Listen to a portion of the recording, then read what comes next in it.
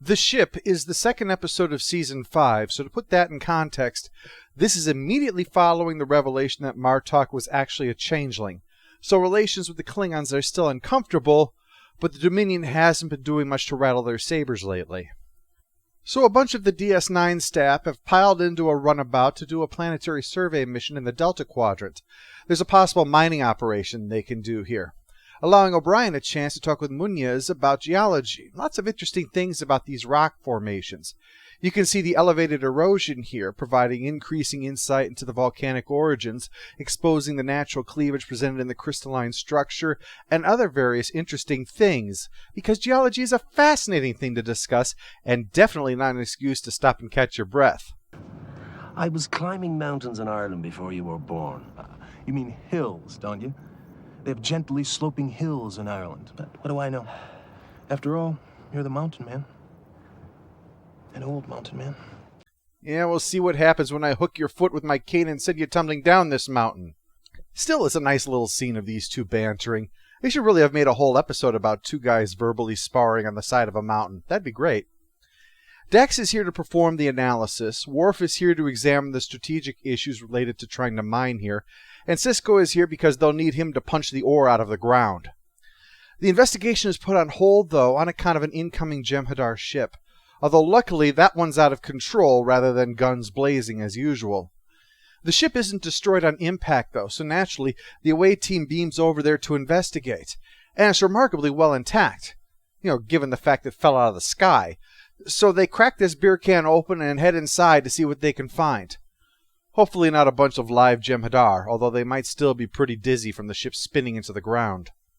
They finally find one, dangling from the ceiling. He's dead, He's not up there saying, "Did I mention I've been in space?" But this guy and his friends didn't die in the crash. They were killed by inertial dampener failure. As I've said before, that is a fairly serious catastrophe. Inertial dampeners offline should be said roughly the same way that you might say, "My dick has been set on fire." Well, their loss is the Federation's gain. Sisko wants to use a runabout to tow the thing back, but O'Brien says there's no way that's going to have enough power. So Sisko is going to call in for the Defiant to help. The only problem is that Major Kira is sorting out a mess with Quark and Bashir. They imported some flea spiders without a permit. He asked for them. The spiders were for you, Major. Really? You shouldn't have. I don't have time for this. I just spoke with Captain Sisko. They found a crashed Jem'hadar ship in the Gamma Quadrant. They need the Defiant right away. I'll be back in about a week. When do we leave? I'm leaving right away. I'd say you have some legal problems to work out. Oh yeah, a week in the Gamma Quadrant on a mission about the Dominion. Obviously, you don't need your best doctor for that. Carry on. Well, it is just a salvage mission. Maybe I'm making something out of nothing and they won't need a doctor.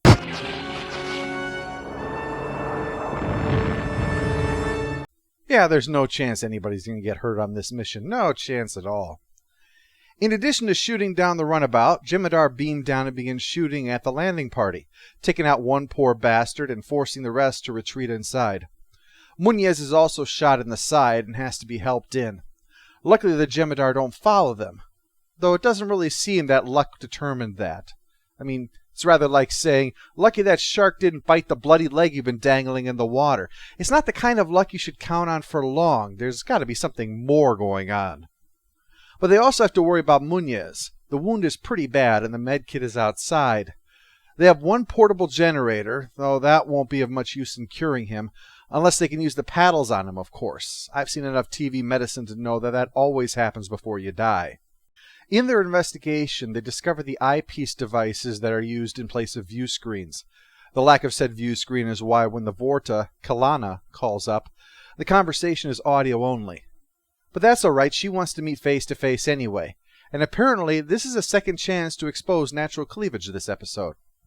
She's here because this is their ship and they want it back, but Sisko refuses because it belongs to him now. This is clearly our property. What gives you any claim to it? An old legal tradition, salvage rights. We found a wrecked ship and a dead crew, and we found it first. Based on ancient Roman law known as finders keepers, losers weepers. While they're talking, a single Jem'hadar soldier beams on board and begins sneaking through the vessel for a little hide and seek. If it weren't for the boobs, this would almost be kindergarten. Kalana offers them a trip back if they give up the ship, and Sisko is good enough to only metaphorically laugh in her face.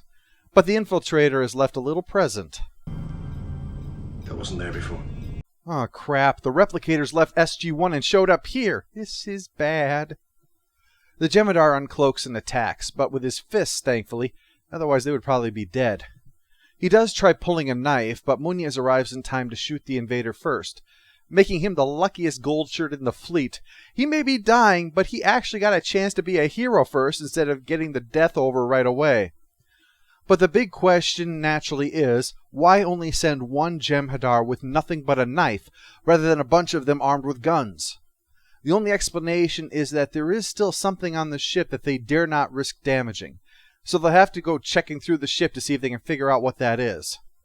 Meanwhile, Munez isn't doing so well, though he banters with the chief bravely enough. It's not that bad. You're lying. What makes you say that? I called you sir, and you didn't even flinch. Now you listen to me, KK. You're not dying unless I say you're dying. And I say you're gonna make it.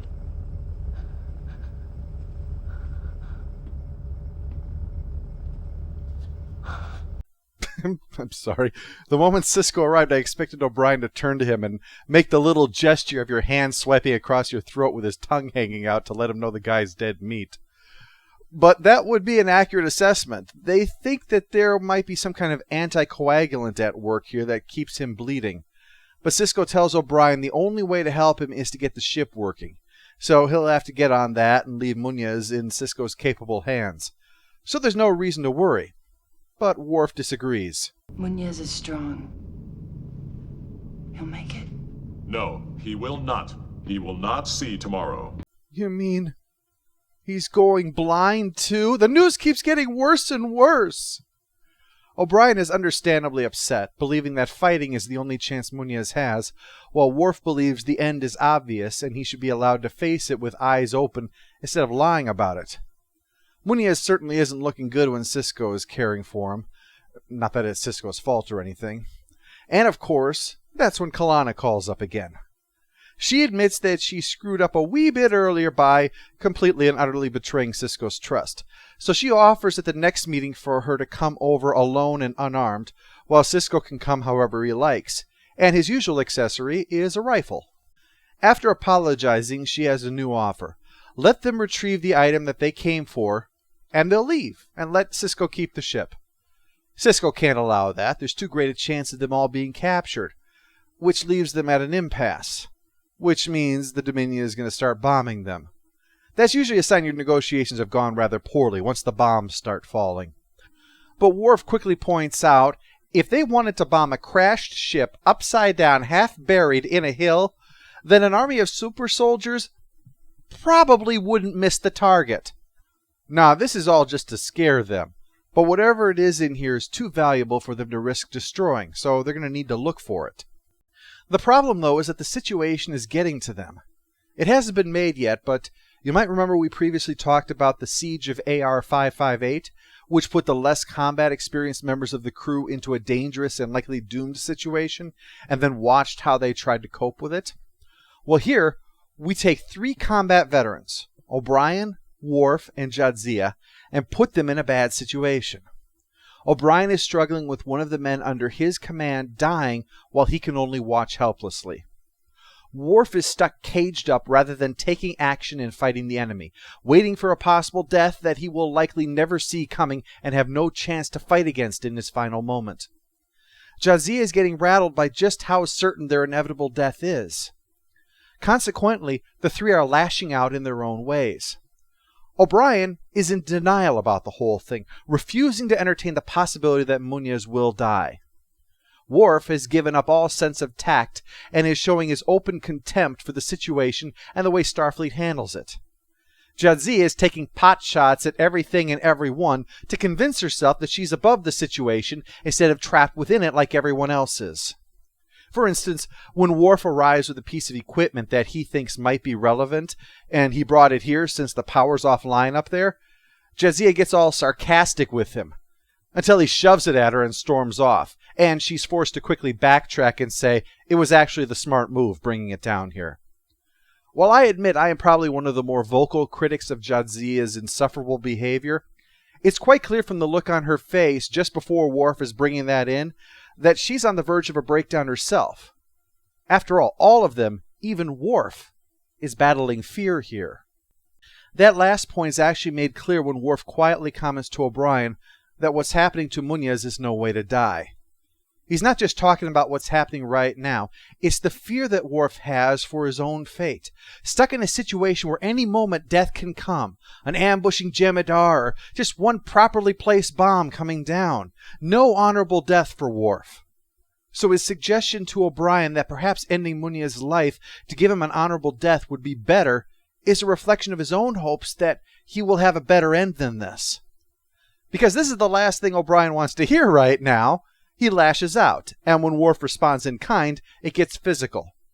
Dax then, continuing her own method of coping, makes a snide remark that expresses how she herself is feeling at that moment.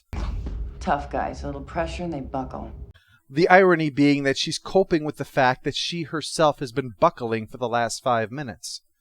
Pretend, though, that you're handling it better than the others, and you can convince yourself that you're in control of the situation, and thus you have nothing to fear. As for Sisko, his fear is that he's led these people right into their graves, and seeing them fall apart like this makes it that much worse. So he tells O'Brien to work on getting the power grid back up, Worf to see if he can get their powered-up weapons to turn so they can actually shoot something with it, and Dax to learn when to shut the fuck up. 10 hours later, they make an attempt to try to lift off, which only succeeds in leaving the ship even more damaged, as if this day could go any other way. By now, Munez has died due to blood loss, and as bad as that affects O'Brien, Sisko privately feels even worse, confessing to Dax that they have to get the ship back now, to at least make these deaths mean something. But one thing finally goes their way. They know now what Kalana wanted so badly, a changeling that was on board. You might be saying, well, duh, but keep in mind they were operating under the mindset that everyone on board died in the crash. In the midst of all the insanity taking place, the bombings, the sneak attack by the Jem'hadars, the attempts to lift the ship off, their own conflicts taking place. Maybe it's not such an unforgivable error if they still think that nobody's alive in here. But however forgivable their error is, one that would be unforgivable to the Dominion is the killing of a founder. That's why they were pussyfooting around. Even firing a rifle could accidentally hit one of their gods. The point is now moot, though, because the crash mortally wounded it and it dies. The Jem'hadar commits suicide over that failure. Kalana shows up, showing contempt for Sisko for refusing to trust her, even though she was lying and hiding the truth, which is kind of self-explanatory for why people don't trust you. Sisko can't believe that all of his people who died did so for nothing. Oh, they'll still get the ship, but they could have had it anyway if both sides could have trusted each other. But with the stakes so high, neither felt that they could take the chance. As Dax points out to Sisko as he sits around the Defiant lamenting that loss, however sad it might be, that ship is worth the price of those lives. And given its value, Sisko's choices were the only prudent thing that he could have done. As John Finkel once said, the right play is the right play, regardless of the outcome. But that doesn't take away the sting of knowing another play could have come at a lower price. And not in the abstract. Sisko talks about them as people that he knows personally. Flesh and blood beings that matter. They're not statistics. They're 5 living, breathing beings that are now no more. And talking about duty and sacrifice and all of that does not alter that truth in the slightest. Sisko cannot allow himself to make the wrong play, but nor can he allow himself to shrug off the responsibility that comes with making the right one. As for O'Brien, he's talking to Munez's remains when Worf arrives. Klingons, as you no doubt know, see the body as nothing more but refuse after death, but he mentions that there is a tradition of warriors standing over a fallen comrade to keep the predators away long enough for the spirit to leave. Whether he's lying or not is up to you, but in either case, he joins O'Brien in vigil over their fallen comrade. Post-episode follow-up. Annoying character goes to everyone in the completely unnecessary ops scene. I don't know what they were thinking, but it was the wrong kind of thinking. We have a burn, baby, burn for that poor runabout. Final score for the ship is 7 out of 10. It works quite well, but it does have room for improvement. This was an episode that really would have worked if the entire 44 minutes was set inside of the ship, to help contribute to the claustrophobic atmosphere and to better examine the character work that was on display.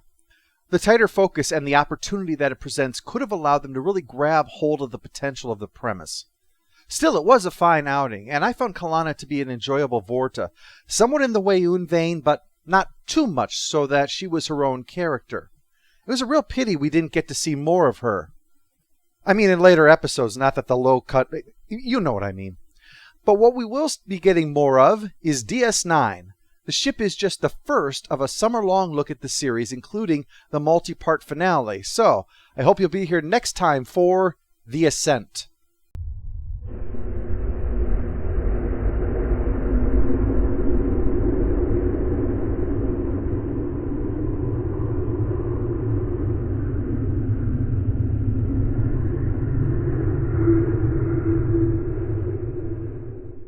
All hail the Overlord! All hail the Overlord! What are you doing? We will both keep the predators away. I'm sure Kike would like that.